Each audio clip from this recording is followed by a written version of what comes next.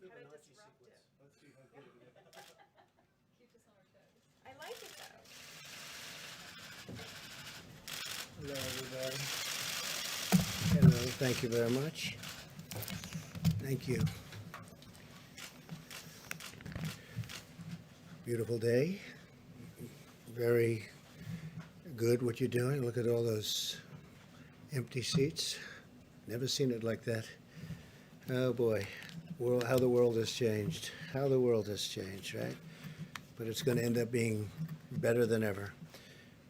I want to thank you very much for being here, and I'd like to update you on the steps we're taking on our ongoing fight to defeat the virus. This morning at 7:55, I spoke to the leaders of the G20, had a great meeting, and we have a lot of different ideas, a lot of good ideas. We're working together. The leaders gathered virtually around the world to discuss the whole subject of the problem that right now 151 nations have got.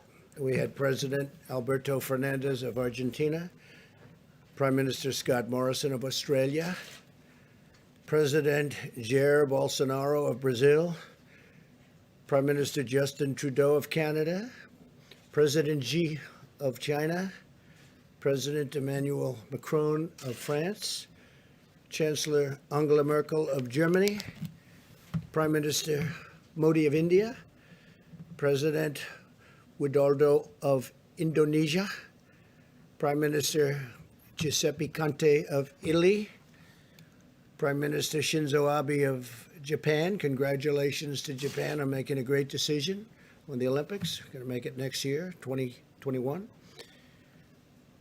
President Andres Manuel Lopez Obrador of Mexico. I want to thank the President of Mexico for having done such a great job with respect to the military. We have 27,000 Mexican soldiers on our southern border, and very few people are getting through, I can tell you that.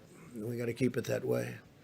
And we have a great relationship with Mexico now. President Putin of Russia, King Salman of Saudi Arabia, President Ramaphosa of South Africa, President Moon of, as you know, a country that we spend a lot of time in, South Korea. We're working very hard on that. Prime Minister Sanchez of Spain, President Erdogan of Turkey, Prime Minister Boris Johnson of the United Kingdom, President of the European Commission, Ursula von der Leyen, President of the European Council, Charles Michel, United Nations Secretary General Antonio Guterres, World Health Organization Director Tedros Adhanom, World Bank President David Malpass, and the International Monetary Fund Managing Director Kristalina Georgieva. So that's a big group, but it's a great group. It's and they were all there, every one of them, and we talked about the problem, and hopefully it won't be a problem for too much longer. The United States is working with our friends and partners around the world to stop the spread of the virus and coordinate our efforts. We discussed how vitally important it is for all of our nations to immediately share information and data, and we've been doing that to a large extent, but we'll do it even more so, and to inform our, I guess you could say, form each of us on the fight that we've got going one way or the other. It's a little bit different, but we're handling it a little bit in different ways. But there is great uniformity, I think. It was a terrific meeting, tremendous spirit among all of those countries. You had 20 countries plus the other people that I mentioned, and tremendous spirit to get this over with. After the meeting with the world leaders, I spoke with the governors of our 50 states and territories. Our team has been in constant communication with the governors, and we had a terrific meeting. Somebody in the fake news said that one of the governors said, "Oh, we need Tom Brady." I said, "Yeah." He meant that in a positive way. He said, "We need Tom Brady." we're going to do great. And he meant it very positively, but they took it differently. They think Tom Brady should be leading the effort. That's only fake news, and I like Tom Brady. Spoke to him the other day. He's a great guy. But I wish the news could be real. I wish it could be honest. I wish it weren't corrupt. But so much of it is. It's so sad to see. Just so sad to see. We had a great meeting. I tell you what, I'm sure you have tapes of the meeting. I'm sure that you were able to get tapes very easily. So you had 50 governors plus.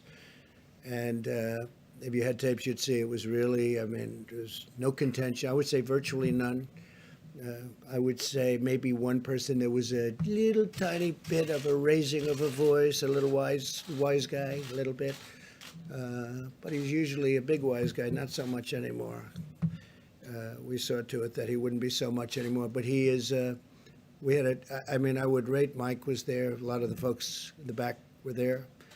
And it was a great meeting. Took place at about 12 o'clock. So we went from the G20 to the governors. We also spoke about the economic relief with the governors and the package that we're moving through Congress to deliver much needed financial assistance to hardworking families and small businesses.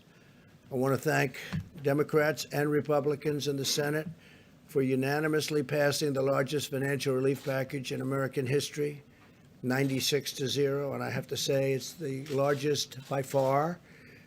And I'm profoundly grateful that both parties came together to provide relief for American workers and families in this hour of need. The House of Representatives must now pass this bill, hopefully without delay. I think it's got tremendous support. When you're at 96-0, and as you know, a couple of those people are quarantined, and one, Rand Paul, he's actually got it. But he'll be better. He's been a great guy. He's been a great friend of mine, actually. The massive $2.2 trillion relief package includes job retention loans for small businesses with loan forgiveness available for businesses that keep their workers on the payroll. It's pretty good. Loan forgiveness. Keep the workers on the payroll. It's pretty good. Direct cash payments will be available to American citizens earning less than $99,000 per year, $3,400 for the typical family of four. Expanded unemployment benefits. The average worker who has lost his or her job will receive 100% of their salary for up to 4 full months. These are things that, by the way, we have plenty more to go, but they're things that nobody's ever had any package like this done. And I just want to thank them. Hopefully it'll get approved equally easily in the House, really. I think it will go through pretty well from what I hear. Virtually everybody. There could be one vote, one grandstander maybe. You might have one grandstander. And for that, we'll have to come back and take a little more time, and it'll pass. It'll just take a little longer. But let's see whether or not we have a grandstander. Critical support for the hardest hit industries with a ban on corporate stock buybacks and tough new safeguards to prevent executive compensation abuse. Over $100 billion for our amazing doctors, nurses, and hospitals. $45 billion for the Disaster Relief Fund, more than doubling the amount available. This is tremendous stuff. $27 billion for the coronavirus response, including $16 billion to build up the strategic national stockpile with critical supplies, including masks, respirators, and all sorts of pharmaceuticals. $3.5 billion to expand assistance to child care providers and child care benefits to healthcare workers, first responders, and others on the front lines of the crisis. And these are really brave, incredible people, I have to say. And some of them are getting sick, and some of them are getting very sick, and some of them don't even recover. They're incredible people. $1 billion for Defense Production Act procurement. We are, as you know, using the act, but we use it only when necessary. We use it as leverage. We generally don't have to use it to accomplish what we want to accomplish. As of today, FEMA has shipped over 9 million N95 masks, 20 million face masks, 3.1 million face shields, nearly 6,000 ventilators, 2.6 million gowns, 14.6 million gloves, and we're sending more every day, and we've got tremendous amounts of equipment coming in. A lot of great companies are making equipment right now. The ventilators, obviously, they take a little longer to make, but we have a lot of companies making them, and we're going to be in great shape. We took over an empty shelf. We took over a very depleted place in a lot of ways. As you know, the testing is going very, very well, and that was obsolete and broken, and we fixed it, and it's been going really good. And I think, very importantly, the stockpile, we're really filling it up, and we fill it up rapidly, but we get it out. Sometimes we have it sent directly to the states instead. And again, the state has to be doing this kind of a thing also. We're sort of we look from behind a little bit, and we look at how are they doing, and if they need help, we do it. But it's their first responsibility. Sometimes they just can't get it. But we load it up and we send it out. But if we can, we have it sent directly to the state. We want it to go directly to the point where we want it.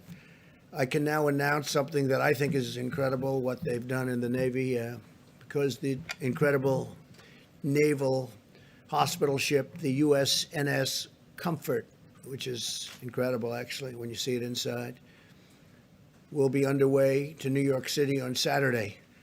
So it's going to be leaving on Saturday rather than 3 weeks from now. They did the maintenance quickly, and it was going to be there for quite a while longer, another 3 or 4 weeks, and it should be arriving. I told the governor 20 minutes ago, Governor Cuomo, that the ship will be arriving at New York Harbor on Monday. I think I'm going to go out and I'll kiss it goodbye. I'll go to, it's in Virginia, as you know, and I will go and we'll be waving together because I suspect the media will be following. John, are you going to be following? Maybe. You never know, huh? It's a very important vessel. Great ship. It's a great vessel, is right. So if you want to go, I'll see you there, and if you don't, that's okay. After being fully loaded with medical supplies, it's loaded up to the top, and it's over at the Norfolk Naval Base. That's where it departs. It is expected then to, we're saving about 3 to 4 weeks by the incredible work done by the Navy. And I actually look forward to Saturday to see it go. The ship will arrive, and I believe it's going to get a little bit of a ceremony. There's something very beautiful about it. It's an incredible piece of work. Going to be landing at Pier 90 in Manhattan to provide hospital surge capacity for the New York metropolitan area. So it's a surge capacity. They may use it for this, or they may have other people coming in from hospitals unrelated to the virus, and then they'll use those hospitals on land. They'll use those hospitals for the virus, but we'll see how they do it. They could do it either way, one way or the other, whichever one is best.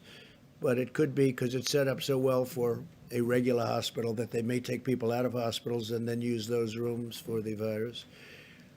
The National Institute of Health and the private sector, working closely with the FDA, continue to collaborate to discover and test treatments and therapies that can effectively reduce the duration and symptoms of the virus and very much help people to recover.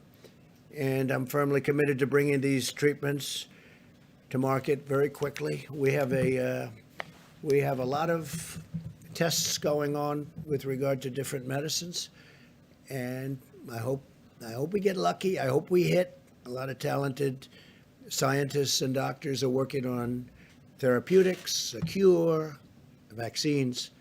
I think we're doing very well. Tony may speak to that a little bit later, but I think we're doing very well with regard to the vaccines. I think we're doing well with regard to a lot of the things I just mentioned, but we'll have to see what happens. We're going to know fairly soon about a lot of them. But it's very advanced, and the vaccines are very advanced prior to, as you know, a fairly reasonably long test period of, in that case, over a year. Every American should be proud of the incredible spirit our country has brought to this effort. It's been incredible. Citizens from all walks of life have come together to turn the tide in this battle. We're witnessing the extraordinary power of American unity like a lot of people have never seen. Even getting a vote. You're talking about trillions of dollars and you get a vote of 96 to nothing. We are waging war on this virus using every financial, scientific, medical, pharmaceutical, and military resource to halt its spread and protect our citizens. I want to express our tremendous thanks to the American people for continuing to practice social distancing like you people are practicing right here. I don't know, this room may never be the same. Maintaining good hygiene and follow government guidelines. Vice President Pence lifts up that card every time. And it's not very complicated, but hopefully you can do that. And your commitment will make all the difference in the world. And that's one of the big ones will be, for a while, stay home. Just relax, stay home. Making a lot of progress. As we continue to gather more information and accelerate the testing, where we're doing record numbers of tests now, far more than any other country has done. I told you yesterday, 8 days here, because you heard so much about South Korea. The media kept talking about South Korea, South Korea. We have a great relationship with President Moon in South Korea. But when I hear so much about South Korea, so in 8 days, we do more testing than they did in 8 weeks. And it's a very highly sophisticated test. We'll be able to deploy even more data-driven and targeted approaches to slow the ultimately, it's a very devastating thing, but we will vanquish this virus, and it's a lot of progress has been made. That's why earlier today I sent a letter to America's governors describing how we will be using the data to update existing guidance on social distancing, which will be developed in close coordination with our nation's public health officials and scientists. Because of the sacrifices of our great doctors and nurses and healthcare professionals, the brilliance of our scientists and researchers, and the goodness and generosity of our people, I know that we will achieve victory and quickly return to the path of exceptional health, safety, and prosperity for all of our citizens. We have to get back to work. Our people want to work. They want to go back. They have to go back. And we're going to be talking about dates. We're going to be talking with a lot of great professionals. But this is a country that was built on getting it done. And our people want to go back to work. I'm hearing it loud and clear from everybody. So we'll see what happens. We're going to have a lot more information early next week, and we'll be reporting that back. But I just want to leave it with you. We have to go back. This is the United States of America. They don't want to sit around and wait, and they'll be practicing. And by the way, a lot of people misinterpret when I say go back. They're going to be practicing as much as you can, social distancing and washing your hands and not shaking hands and all of the things that we talk about so much, but they have to go back to work. Our country has to go back. Our country is based on that. And I think it's going to happen pretty quickly. A lot of progress is made, but we got to go back to work. We may take sections of our country, we may take large sections of our country that aren't so seriously affected, and we may do it that way, but we've got to start the process pretty soon. So we'll be talking to you a little bit more about that next week. And with that, if you have any questions, you could ask. And then I'm going to have Vice President stay behind. And he's going to take questions and also introduce some of the people. You could ask them some questions. John, please. Mr. President, unemployment numbers out today, 3.3 million. Yeah. I take it not a surprise. No, not at all. But still a staggering number. Oh, I'm sure. wondering about your perspective on that. Well, it's nobody's fault, certainly not in this country. Nobody's fault. We got very lucky when we made a decision not to allow people in from China at a very early date. I say that because some people don't want to accept it, but this was a great decision made by our country. Or there's the numbers that you're talking about. We're a big country. That'd be far greater, far bigger. So when I heard the number, I heard it could be 6 million, could be 7 million. It's 3.3 or 3.2. but it's a lot of jobs. But I think we'll come back very strong. The sooner we get back to work, every day that we stay out, it gets harder to bring it back very quickly. And our people don't want to stay out. So I know those numbers, John, but I think you'll see a very fast turnaround once we have a victory over the hidden enemy, as I say. It's a hidden enemy. Sometimes a hidden enemy is a lot tougher than somebody that stares you in the face, right? So we'll see what happens. But, they're fully expected numbers, at least. Steve, please. There's a U.S. proposal to deploy some troops along the Canadian border. Yeah. And Prime Minister Trudeau is complaining about that. Why is that necessary? Well, we have very strong deployments on the southern border, as you know, with Mexico, and we had some troops up in Canada, but I'll find out about that. I guess it's equal justice to a certain extent, but in Canada we do have troops along the border. We have a lot of things coming in from Canada. We have trade, some illegal trade that we don't like. We have very strong sanctions on some. We have very strong tariffs on dumping steel, and we don't like steel coming through our border that's been dumped in Canada so they can avoid the tariff. I charge a lot of tariff for the steel, and it's been great for our steel companies because now they can really go. You look at what's happened with steel, it's been pretty incredible, but we've taken in billions and billions of dollars in tariffs on steel, and much of it comes in from China, but they can come through the Canadian border too, so we're always watching for that. The numbers correctly, the United States now has surpassed China as the country with the highest number of virus cases. Does this surprise you at all? Is it following a predictable trajectory? No, I think it's a tribute to our testing. Number one, you don't know what the numbers are in China. China tells you numbers, and I'm speaking to President Xi tonight, I believe, and we'll have a good conversation, I'm sure. But you just don't know, what are the numbers. But I think it's a tribute to the testing. We're testing tremendous numbers of people. And every day, the way the system works, and I want to thank especially Roche has been fantastic, great company. They've done a tremendous amount. Deborah was telling me before that they've really stepped up to the plate and done great, as have other of the companies, but it seems that they're really doing it particularly well. So, we'll see what happens there. But it's a tribute to the amount of testing that we're doing. We're doing tremendous testing. And I'm sure you're not able to tell what China is testing or not testing. I think that's a little hard. Yeah, Mr. President, on the 3.3 jobless claims, you just suggested it could 6 to 7 million. A lot of those workers... No, I didn't say that. No, you're wrong. I didn't say that. I said some people were projecting that would be 6 or 7, and it's, I believe, 3.3. Came in at 3.3. Yeah. Millions of Americans out of work. Some of them will be losing their insurance. What's your plan to make sure, through no fault of your own, as you just mentioned, that they stay insured? Are you willing to plus up the subsidies for some of the exchanges under Obamacare, expand Medicaid? What's being considered? So, the things I just read to you are being considered, and other things are being considered. People are going to be getting big checks, and it's not their fault. What happened to them is not their fault. So we're doing a lot of different things on health insurance. We have meetings on it today. We're taking care of our people. This is not their fault, what happened, and we're taking care. We're starting off by sending them very big checks. I think for a family of 4, it's about $3,000. And we're taking care of our people. We're taking care of our workers. This was not, as I say, this was not a financial crisis. This was a health crisis, a medical crisis. We're going to take care of our people. Please. Yeah. Please. The National Restaurant Association came out with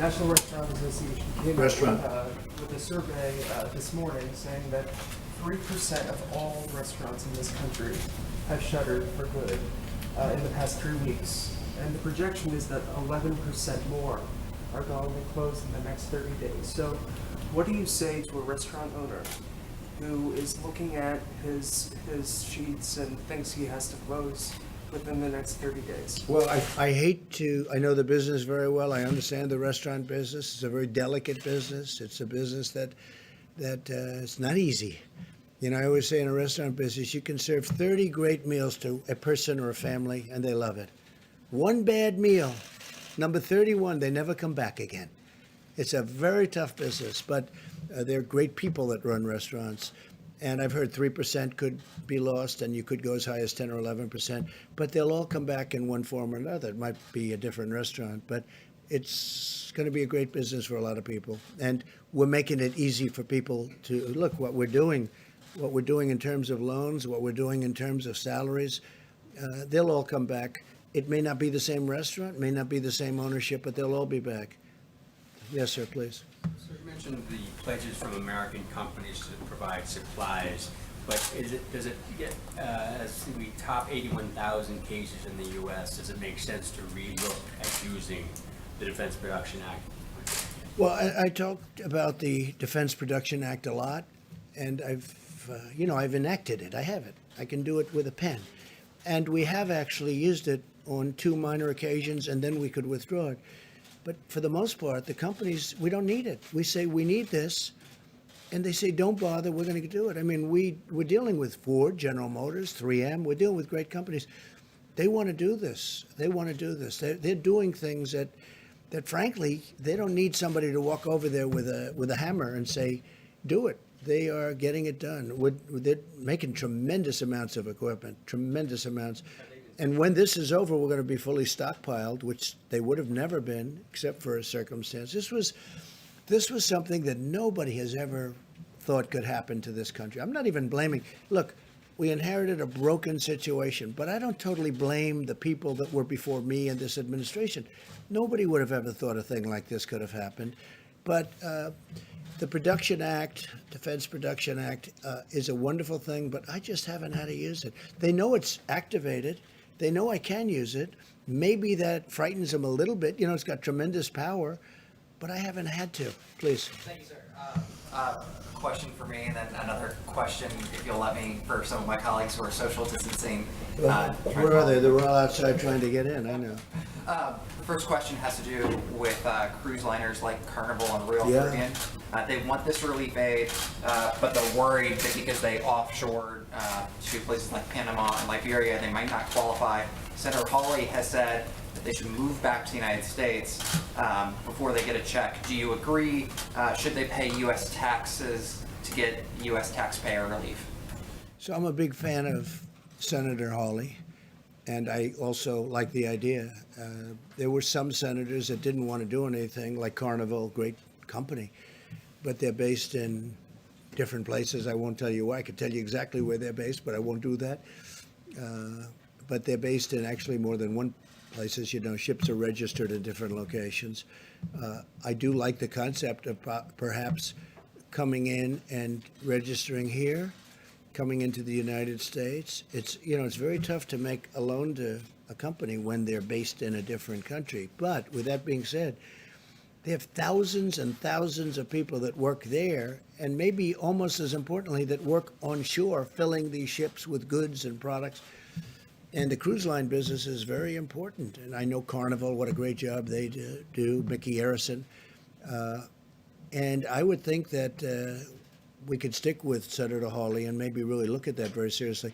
Look, it's a big business. It's a great business. It's a business that employs tremendous number of people outside of the ship itself. I mean, you look at these ports. It's loaded up with shops and people that are involved with the ship. So we're going to work very hard on the cruise line business, and we're going to try and work something out. But I like the concept. Yeah, go ahead. Thank you, sir. The Senate bill includes aid that's directly tied to the airlines. And since before the pandemic, Boeing was already suffering from, the losses of 737 MAX airplanes.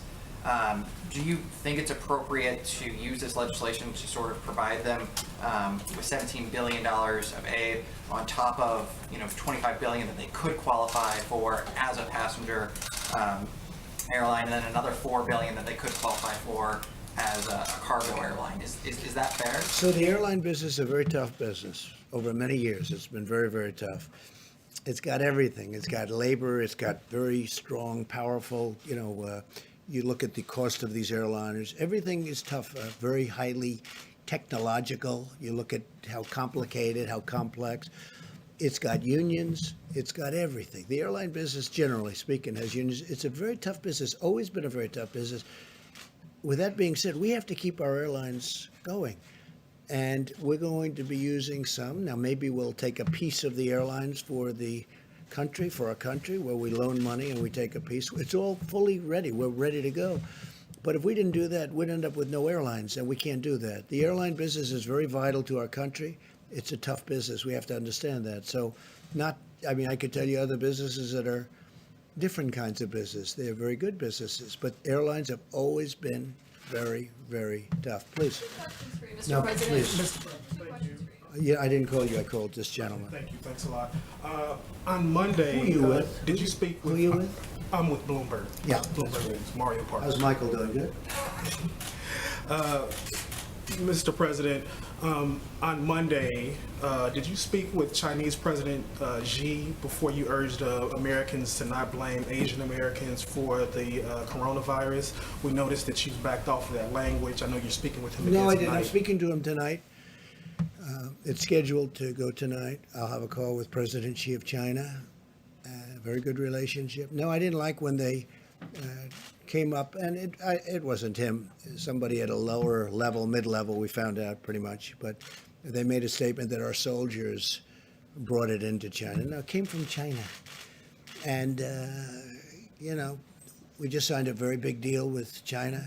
They're paying us a lot of money in tariffs and other things. They never paid us 10 cents. Look, China has taken advantage of the United States until I came here with Sleepy Joe Biden and Obama and Bush and everybody else. I'm not blaming them. I'm blaming everybody. They were allowed to $500 billion a year they were taking out.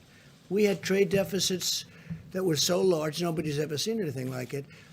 And we've changed it. Look, now we're taking in billions of dollars, and we gave some to our farmers because China, they targeted our farmers. And our farmers are very happy. And our farmers got through a very rough period because of what I was able to do. Took the money from China and gave it to the farmers, and we had plenty left over after that. Now we're going into a phase 2 negotiation with China, but we're getting 25% on $250 billion, and then we're getting a lot on money after that. So we've never had a deal with China. China took advantage of the United States. And you know what? I don't blame China for that. I blame the people that were right here because they should have never allowed it to happen. But the relationship with China has been a very good one. John? Mr. President, did President Xi ask you to calm that language down or to not use that He language? never asked me to comment on it. Somebody might have spoken to somebody, but nobody spoke to me about it.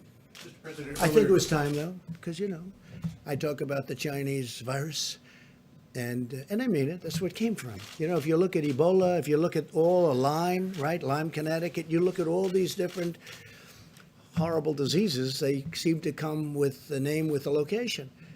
And this was the Chinese virus.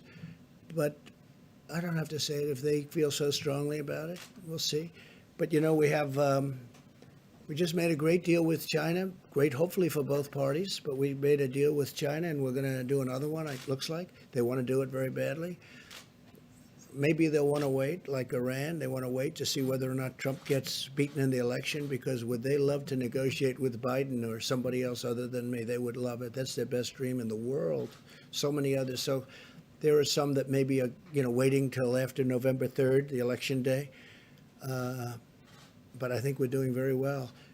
It would be sad if we blew all of the advantages that we have right now, because we've made unbelievable trade deals, whether it's Mexico, Canada, Japan, South Korea, China, and others.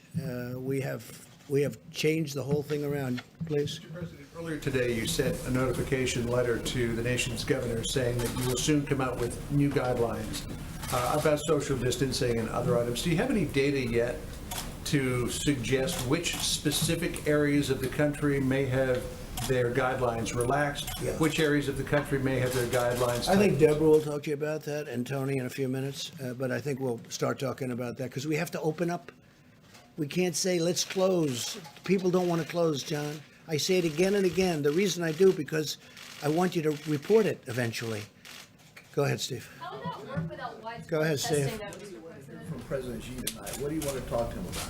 Yeah, it's his call. I mean, I'll talk to him whatever he wants to. I mean, we'll have, I think, a very fruitful call. We'll have a good call tonight at 9 o'clock, please. the virus, though, sir? Yes, in the back. We'll be talking about that. Yeah, we'll be talking about the virus. Thank you. Yeah, in the back first, please. Thank you, Mr. President. Despite the jobless claim numbers today, the market rallied again. It's up over 4,000 points the last 3 days, Yeah, marking, record. yeah, the largest charge since 1931. Do you think that the economic uncertainty has passed? Given the market? No, not yet. It hasn't passed, but it's come a long way. I think they think we're doing a really good job in terms of running this whole situation having to do with the virus. I think they feel that, the administration, myself and the administration, are doing a good job of keeping, very importantly, people informed, because there was a great fear. And a lot of good things are happening. The mortality rate is at in my opinion, you'll have to speak to Deborah, Tony, all of the others, but in my opinion, it's way, way down. And that takes a lot of fear out. You know, it's one thing to have it, it's another thing to die.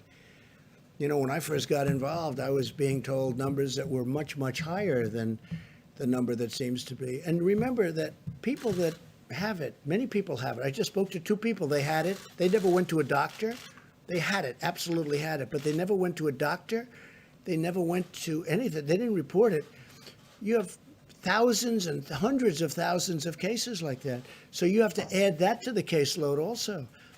And the people that actually die, that percentage is a much lower percentage than I ever thought. That's one of the reasons I say, look, we're going to beat this and we're going to get back to work. Yes, please.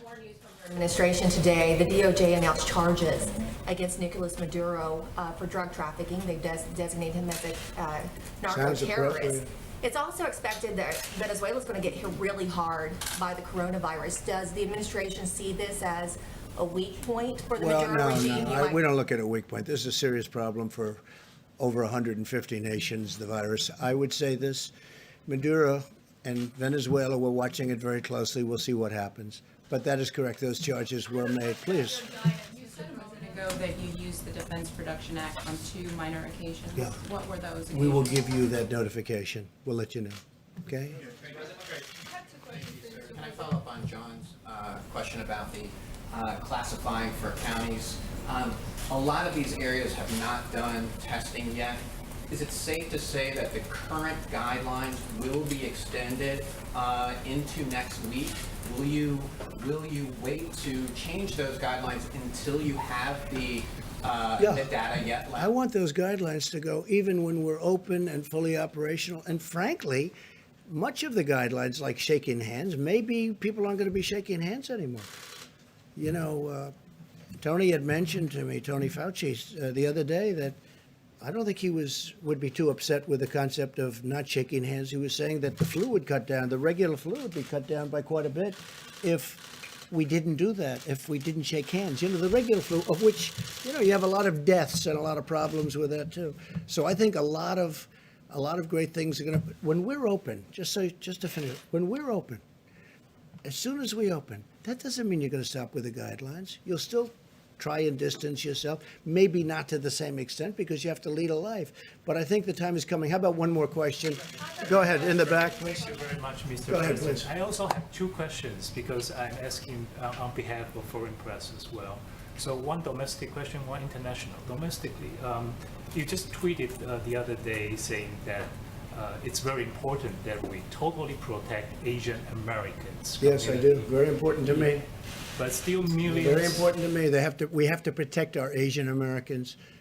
It's a very important. That was a very important tweet to me because I didn't like things that I was hearing. Please go ahead. Well, what's the concrete measure that you're taking to combat the hate crimes against Asians? Well, I don't know. All I know is this: Asian Americans in our country are doing fantastically well. I'm very close to them, as you know, and they're doing fantastically well. And I think they appreciate the job we're doing. But I did want to put that statement out, the social media statement. Because to me, Asian Americans are a great part of our country. Thank you all very much. We'll see you soon. Thank you. I have 2 questions for you, Mr. President. On your guidance for county by county, how does that work, Mr. President? Will people be able to go from county to county if it's high risk and low risk? Well, good afternoon, everyone. The White House Coronavirus Task Force met today. We continue to move out on President Trump's directive to slow the spread with mitigation.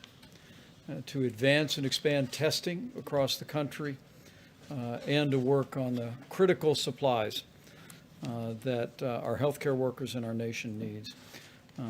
Today, the President convened the nation's governors, all of the states and territories, and reiterated to them that with FEMA in the lead, our approach is, our response to the coronavirus in this country is locally executed, healthcare workers, local public health officials. It is state managed, and it is federally supported. We took the opportunity to thank all of the governors across the country, our states and territories, for their incredible leadership and the partnership they've forged with this administration. We were able to confirm that 10 major disaster declarations have been issued, most recently to New Jersey, North Carolina, Florida, Texas, and Illinois.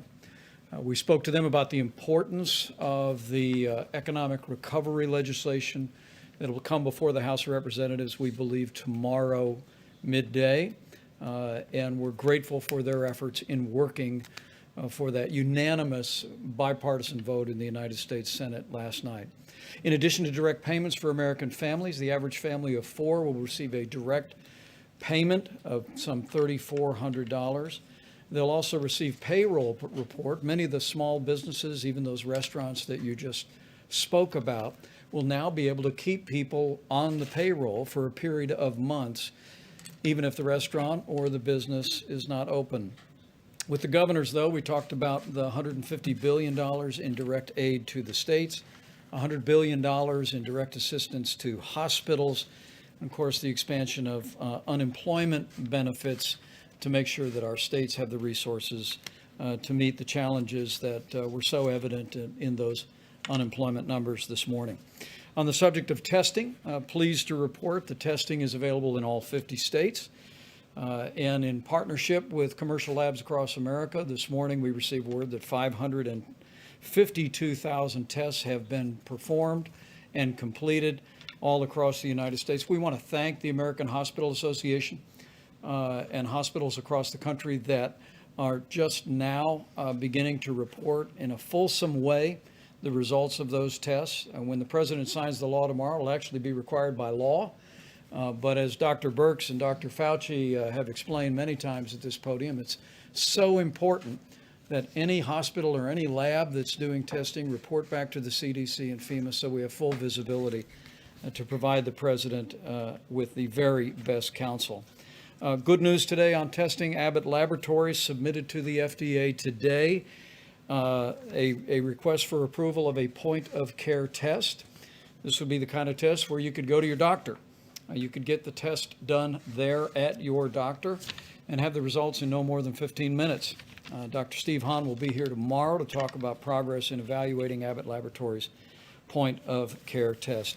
Also, speaking of the FDA, on the subject of swabs, the FDA did announce earlier this week that testing symptomatic patients by swabbing from the front of the nose is perfectly appropriate, and it's already begun across the country. It allows for self-collection, and it also relieves the burden on healthcare protection. It saves personal protective equipment from being expended when people can administer a test themselves.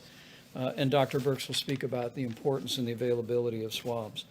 With regard to supplies, you heard the President speak about what we have already shipped out from the National Strategic Stockpile.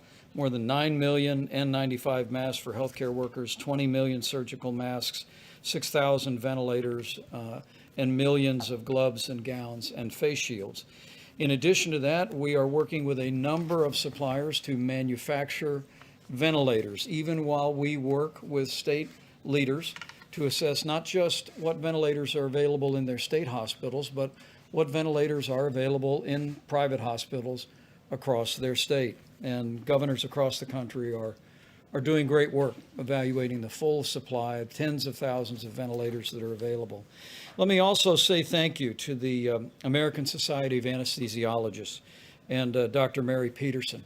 The American Society of Anesthesiologists actually produced a video. Tomorrow they will host a webinar for healthcare workers to demonstrate how the devices that anesthesiologists use can be very easily converted into a ventilator that's appropriate for a patient struggling with respiratory ailment like the coronavirus.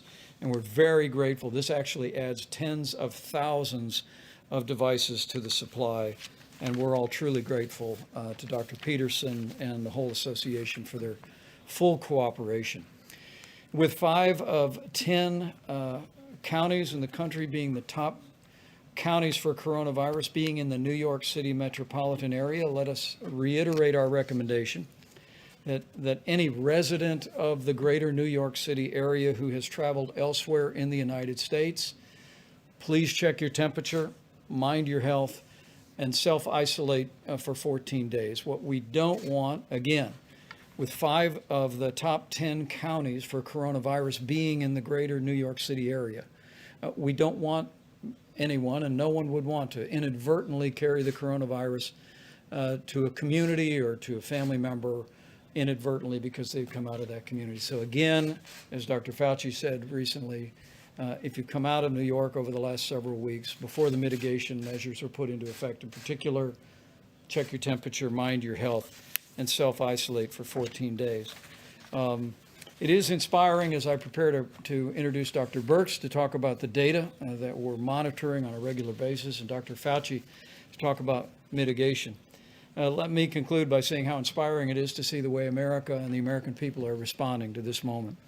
We all were awakened this morning with record unemployment numbers, not unexpected during the time of national crisis that we are facing. But what you may not know is that while there were some 3 million plus new unemployment claims, Walmart announced they're hiring 150,000 new associates through the end of May.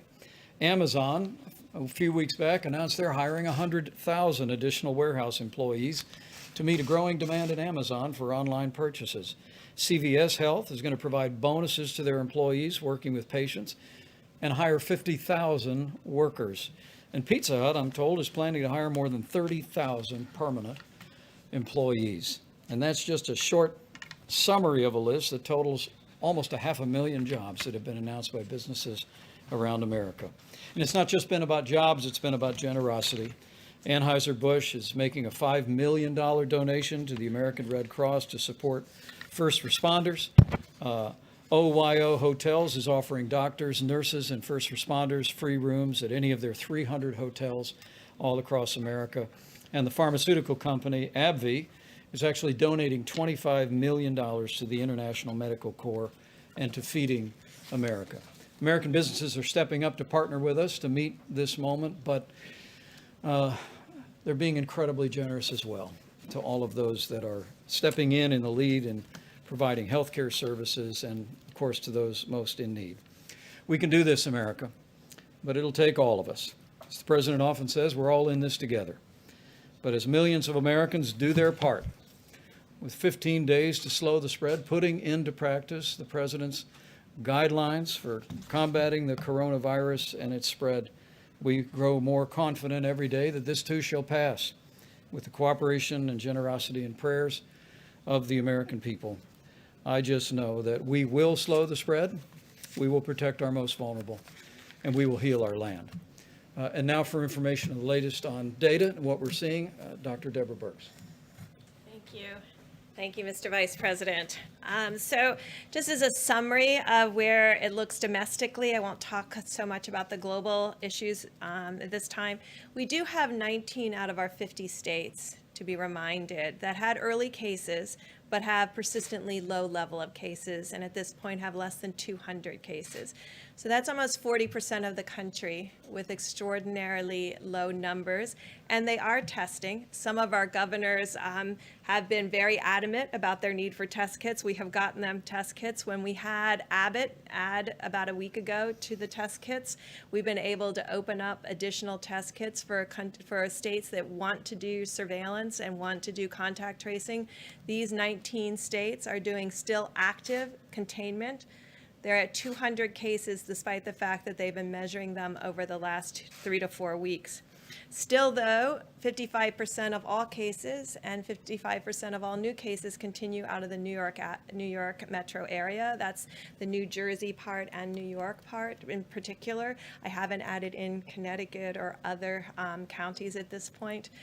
We are concerned about certain counties that look like they're having a more rapid increase.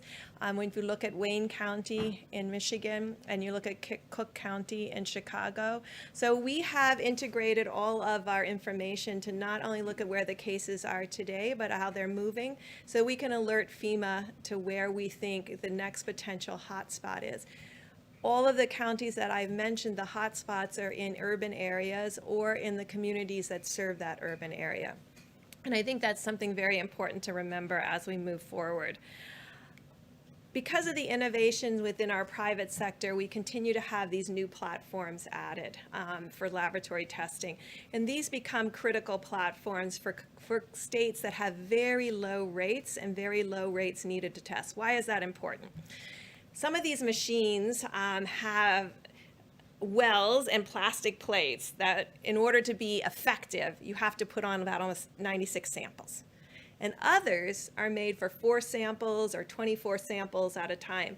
So what's critical for us to be able to do is to match the need to the county and state. And that's the role that we can provide advice on, because we get to see across the whole country and where those items are needed most. And so this is allowing us to adapt and adopt really allocation of tests or recommendations to state of what piece of equipment they may need. Of the 550,000 tests, you can do the math, but we're still running somewhere about 14% overall. That means 86% of the people with significant symptoms, because remember, you had to have a fever and symptoms to get tested at this point. So still 86% are negative. These are really important facts for the American people. I'm sure many of you saw the recent report out of the UK about them adjusting completely their needs. This is really quite important. If you remember, that was the report that said there would be 500,000 deaths in the UK and 2.2 million deaths in the United States. They've adjusted that number in the UK to 20,000. So 500,000 to 20,000. We're looking into this in great detail to understand that adjustment. I'm going to say something that's a little bit complicated, but I'm going to try to do it in a way that we can all understand it together. In the model, either you have to have a large group of people who are asymptomatic, who've never presented for any test, in order to have the kind of numbers that were predicted. To get to 60 million people infected, or of 6 million people infected, you have to have a large group of asymptomatics, because in no country to date have we seen an attack rate over 1 in 1,000. So either we're only measuring the tip of the iceberg of the symptomatic cases, and underneath it are a large group of people. So we're working very hard to get that antibody test, because that's a good way to figure out who are all these people under here and do they exist. Or we have the transmission completely wrong. So these are the things we're looking at, because the predictions of the models don't match the reality on the ground in either China, South Korea, or Italy. We are about 5 times the size of Italy. So if we were Italy and you did all those divisions, Italy should have close to 400,000 deaths. They're not close to achieving that. So these are the kinds of things we're trying to understand. Models are models.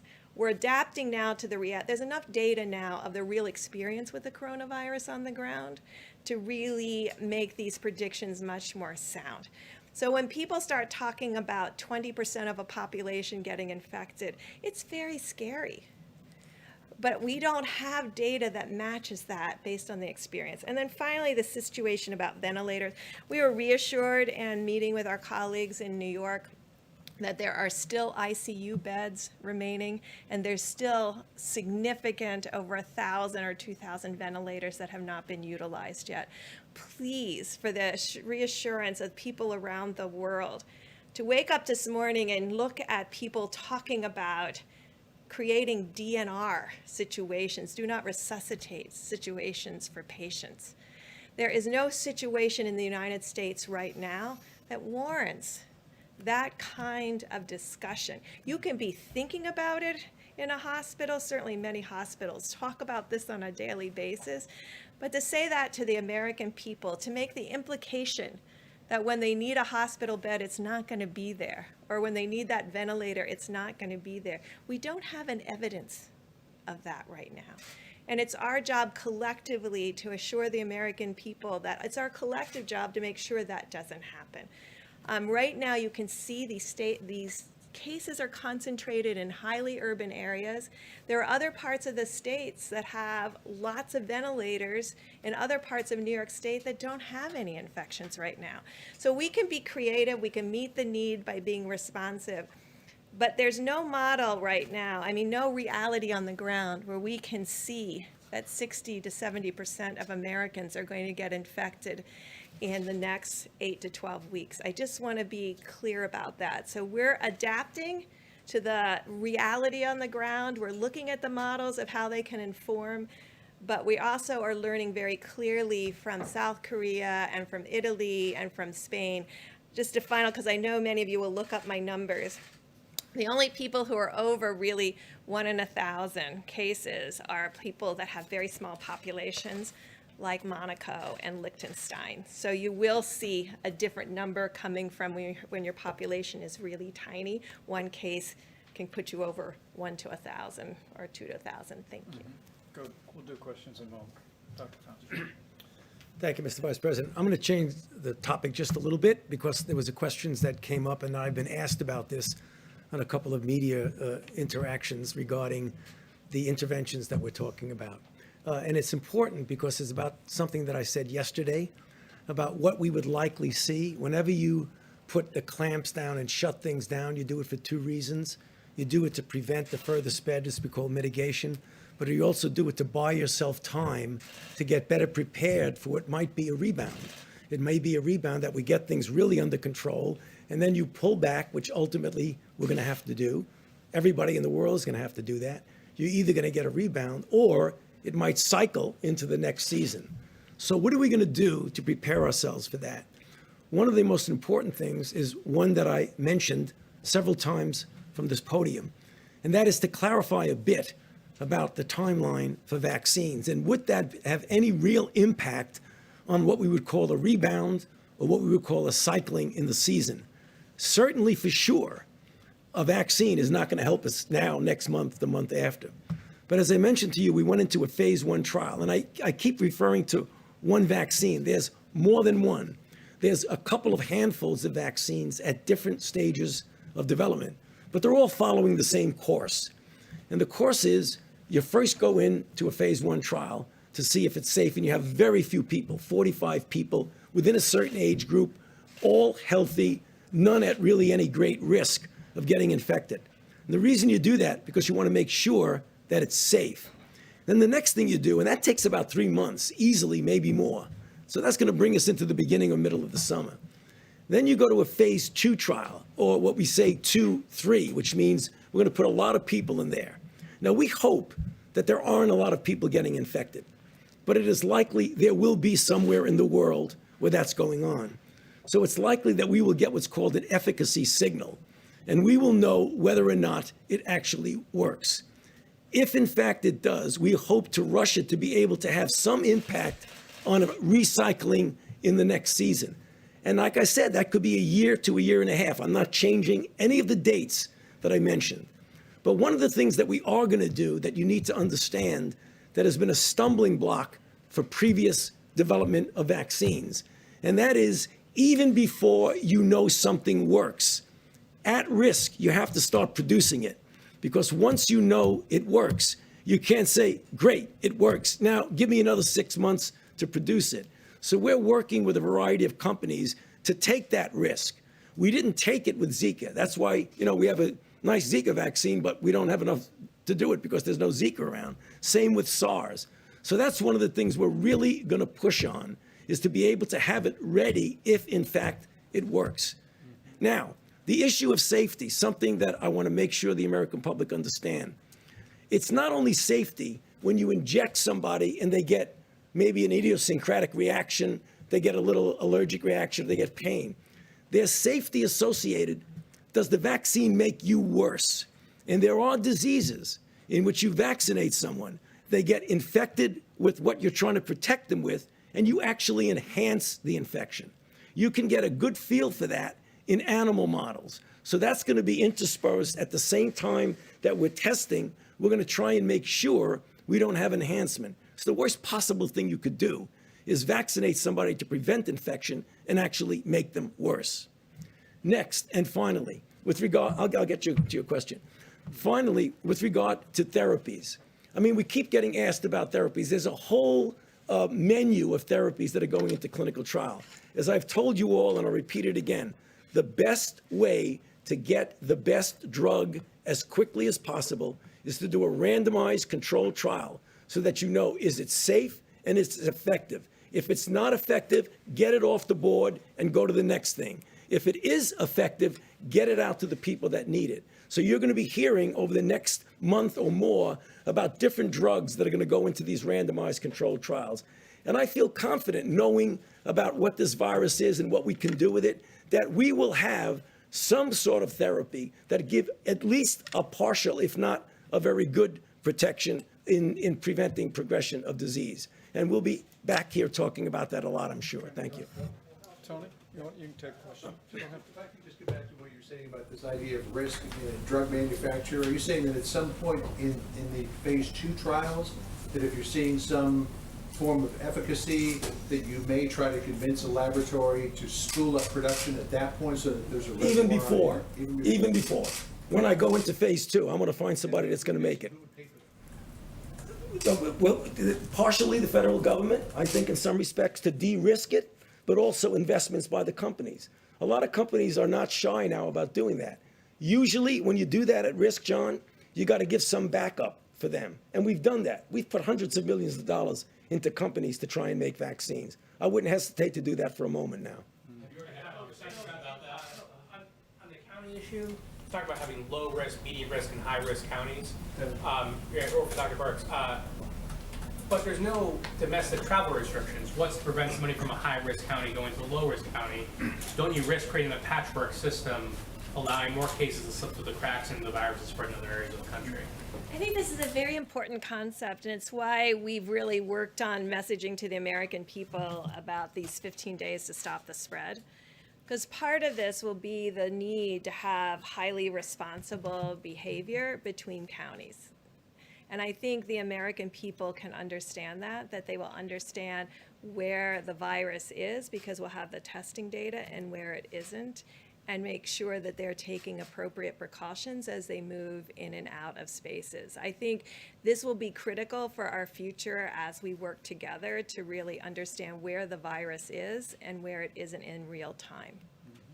Dr. Burks, I might just follow up on sort of your modeling. Everyone's talking about this Neil Ferguson study out of Imperial and how the modeling's changed.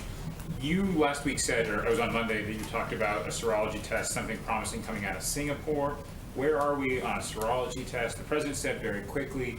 And then is that what you need to do some sort of community survey so you can get to some of these X and Z's so you can figure this all out? So we're talking to CDC right now. They are extraordinary in outbreaks and contact tracing. So they are going to be the workforce behind any new strategy that looks at counties that need to completely move into containment and surveillance and contact tracing.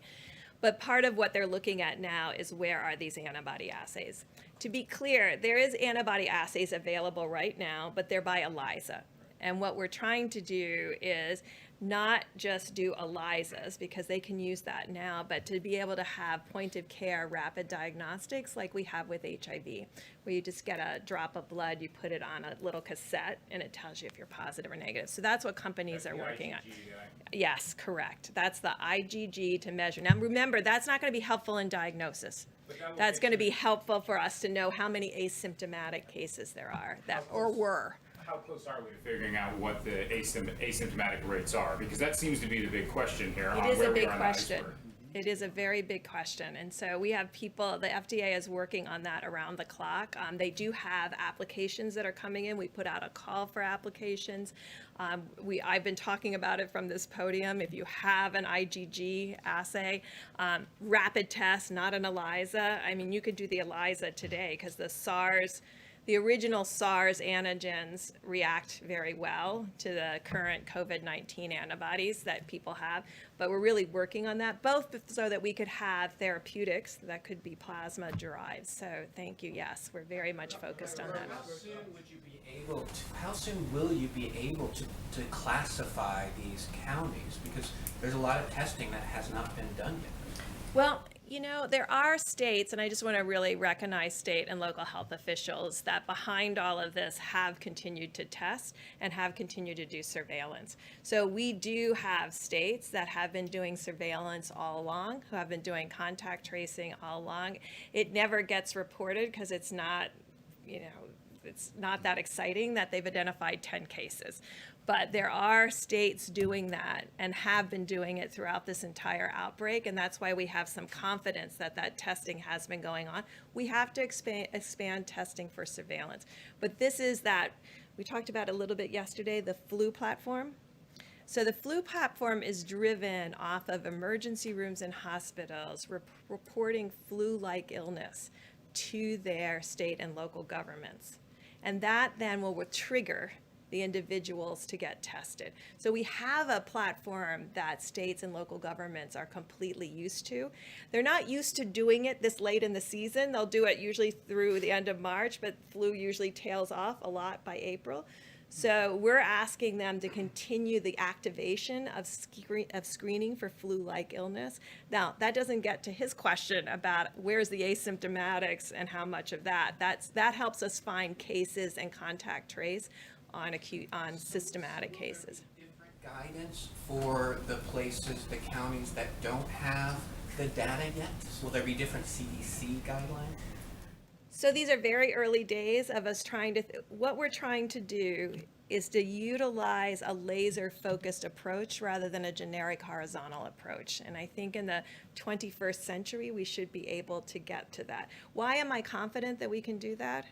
Because we do that in sub-Saharan Africa right now for HIV. That's how we're stopping the epidemic there. So we've done it. We've done it in resource-limited settings. So I do believe we can transpose that approach here to the United States and be able to have, we have granular data down to a GPS coordinate of a site of a clinic and hospital. We think that same thing can be done in the United States. Quick question on the would you suggest restrictions to states for something like that? Like if there is a high-risk county and the restaurants are open in a low-risk county, wouldn't your fear be that people in that high-risk county go over to the restaurants? So these are dialogues that the federal government has to have with state and local governments, because state and local governments make those decisions, and that's what's been inspirational to me, of seeing how much the governors understand where they are in their epidemic and what they will need to do in the future. This is what we're trying to tailor. It requires us to have very clear data disaggregation at the county and state level, but I think you've been hearing from us, these outbreaks and clusters, we've been able to very well define to date. The one that was in King County, the one that is now in New York City, the one in New Orleans, the one in Wayne County. So, and we can see that spread throughout the region and those closely related counties. So this is what we're talking about, how to do surveillance, how to do contact tracing, and how to do each of these items to make sure that you prevent that spread. What's your timeline, do you think? What's your timeline for implementing guidance like this? Well, we have to get all of our data together. We owe it to the president. And we owe it to the president to be able to make that decision. So that's what we're working on right now, is getting that granularity. All right, guys, last question.